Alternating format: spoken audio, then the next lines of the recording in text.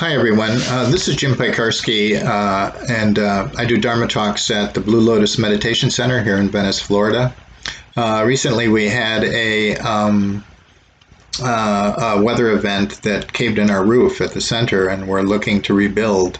So we have a fund either on GoFundMe, Blue Lotus Disaster Recovery, or on our site, Blue Lotus site here in Venice, Florida, if you'd like to contribute. Today I'm going to talk about 4 ways of uncovering our true nature. So our true nature is basically our Buddha nature, or Christ consciousness, the God within and without. All religions tend to refer to this in some way. And Christianity is that you are made in the image of God. So an analogy is this, is somebody drops a lump of gold on the ground, and it gets covered up with dirt, and it's there for decades, basically. Someone builds a small house there. A poor woman moves in, and someone with second sight comes by and sees that there's this gold in the ground and tells the poor woman. She digs in the yard, finds the dirty rock, and washes it off. So if you saw this poor starving woman and that she had this gold buried in her yard, how insistent would you be for her to dig it up, particularly if she's poor? How happy would you be when she found it and realized that her life would change? So this gold is something we all have. It's our true nature. However, it's been covered up. It's covered up by our own delusions. So we don't really see this true nature. We're so absorbed in looking at other things that we don't see it in ourselves. So basically, we need a teaching to point it out to us, and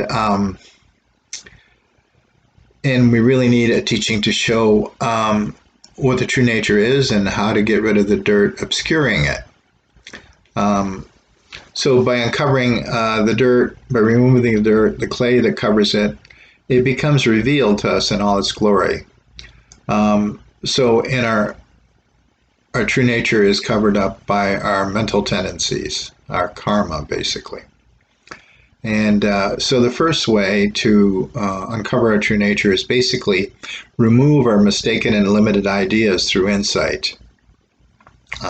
This is the most common way of teaching, is you remove the things obscuring our true nature. We don't really need to recreate the gold. The gold is there. It's kind of like the sky or space. It's just there. It's there, but we may not notice it. So we need to remove what is obscuring it. So it may be hard for us to see because we're so lost in looking for other things, or we just may never had it pointed out to us.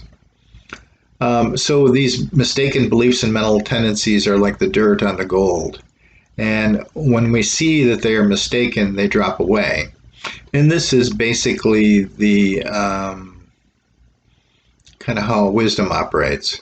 We see that something's not true, and the insight removes the ignorance.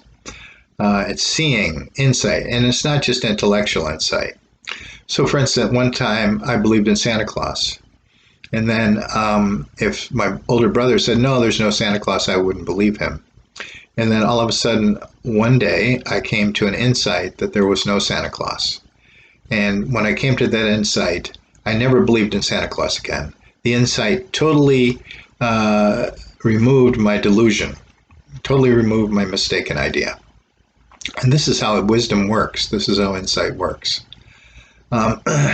So spiritual teachings remove our ignorance and give us a clearer picture of reality. This gradually dissipates the clouds.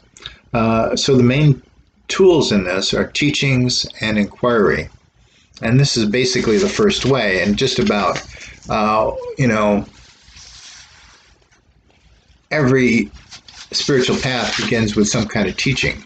It could be as simple as, meditation's good for you. You should try to meditate. That's basically a teaching.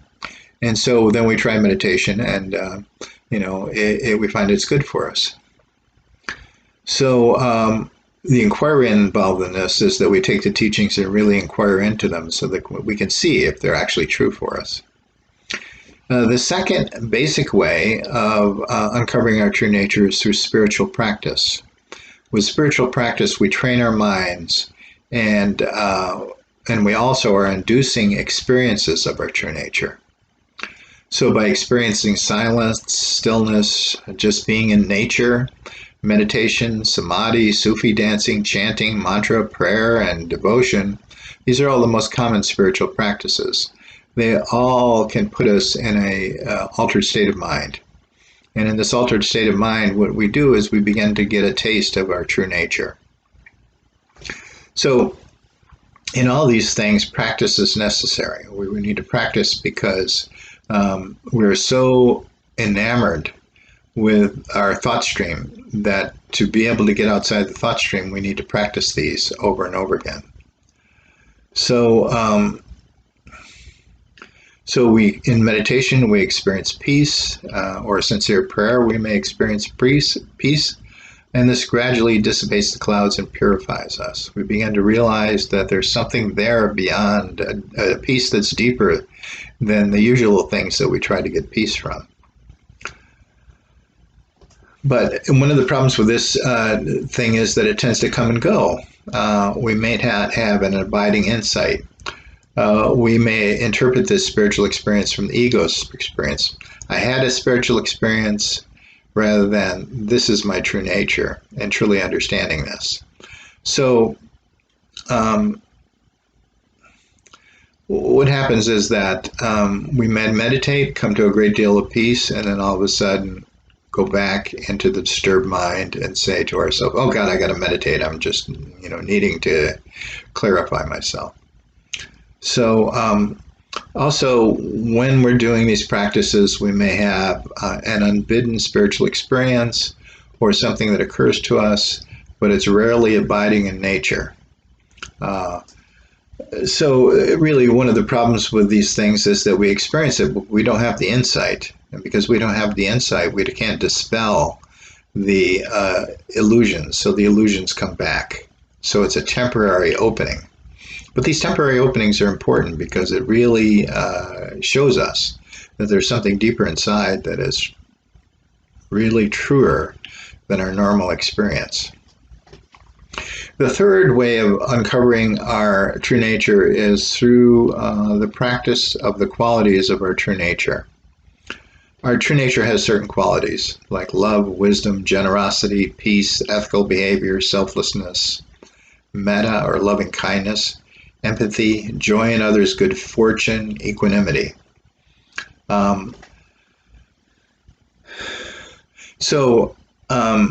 When we practice these things, what happens is that we are aligning our mind more with our true nature because all these qualities are inherent in us. So also by practicing these things, what happens is that if you're practicing, say, loving kindness, and then there's more of a possibility for loving kindness as a spontaneous expression to just come through because our minds are already aligned with that and will allow it. However, if we're deeply selfish, then feelings of generosity or kindness may be blocked. Even though they want to come through, we won't consider them. We won't consider them because it doesn't go along with our selfish outlook. So by practicing these things, what we do is we train our mind to be more aligned with our true nature so that the true nature can express itself more readily. It's still, training our mind and training our habit patterns. So it isn't the true nature itself, but it is training our mind to more align with the true nature and to allow it to occur. For instance, say if you're, just practicing equanimity, you learn not to be so reactive to things. So initially you may be reactive and then you realize that you just need to take things in stride and you train yourself to do that. So the natural equanimity of your true nature can express itself now. So when we are practicing something that is selfish, mean, hurtful, these things create a very dense psyche. And in this dense psyche, our true nature cannot express itself or has a hard time. There are occasions when true nature will break through even that, but it's much easier if we're practicing the qualities of our true nature. So practice love, wisdom, generosity, peace, ethical behavior, etc., empathy, because as you practice these, what will happen is that your access to your true nature will occur more frequently. The fourth method of uncovering our true nature is discovering it directly. So we discover, by having our true nature pointed out to us. So what is our true nature?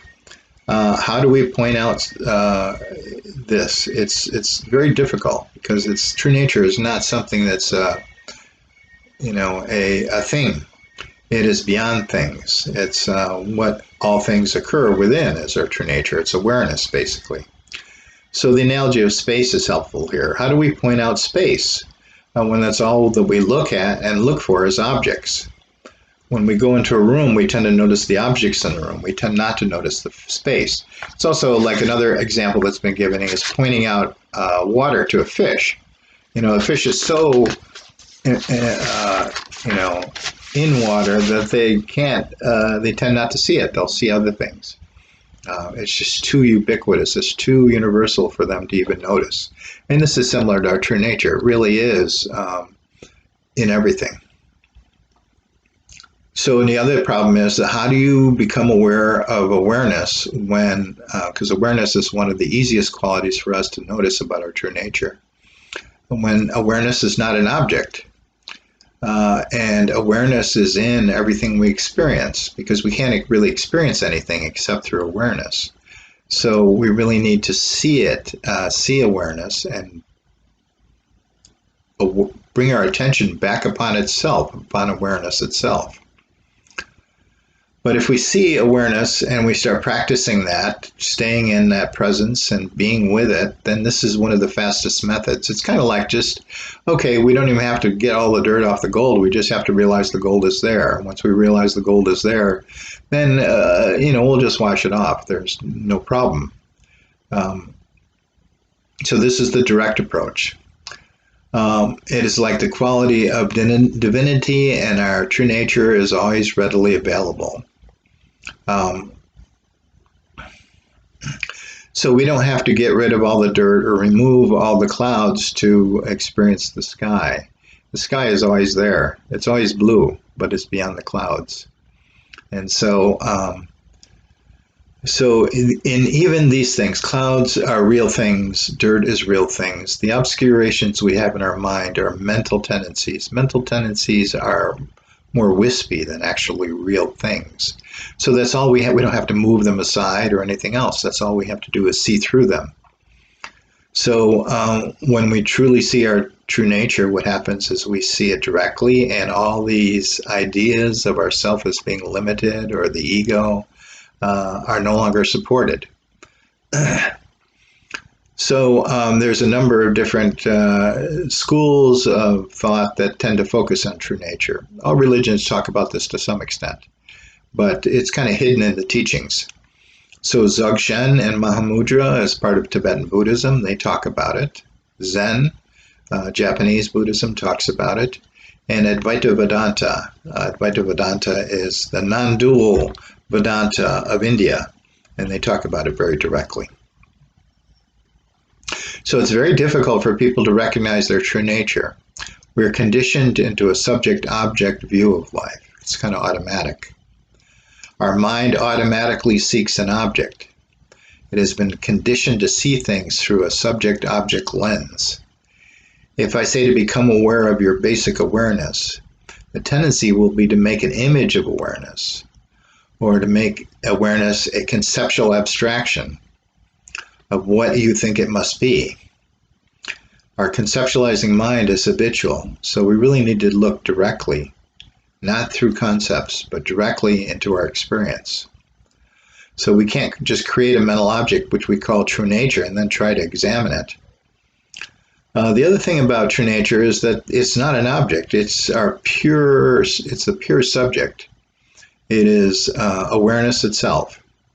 It is non-dual, whereas subject-object is a duality. So awareness is the easiest portal. It is part and parcel of every experience. There is an awareness that is always here. And even when people hear about awareness, what they do is they see awareness through the dualistic lens of thought. Oh, yesterday I was aware, and now I'm not so aware. Well, the fact is that you were aware the whole time. Your mind just happened to be clearer yesterday, and now it's cloudier. But you were aware of the cloudiness, and you were aware of the clarity. And that awareness is with you universally all the time. And this is what we need to notice, not get lost in the mind's relativity. And to see that there's something inside of us that is constantly there, always there, continuously there. And that continuity is awareness itself. And it is who we are. So if we can notice this awareness and really kind of practice, once we have it pointed out to us and we recognize it is, just practice contemplating it, then what happens is that sooner or later a shift happens, that your identification with the ego switches and you start identifying with your true self. And that's what we call realization. It's nothing fancy, but it is full of peace. So there's different languages for these things. So, so we have 4 different methods. One is the teachings, the second is practice, the third is practicing the qualities of our true nature, and the fourth, the direct method, is to really see our true nature directly and to be able to practice that. So thank you very much.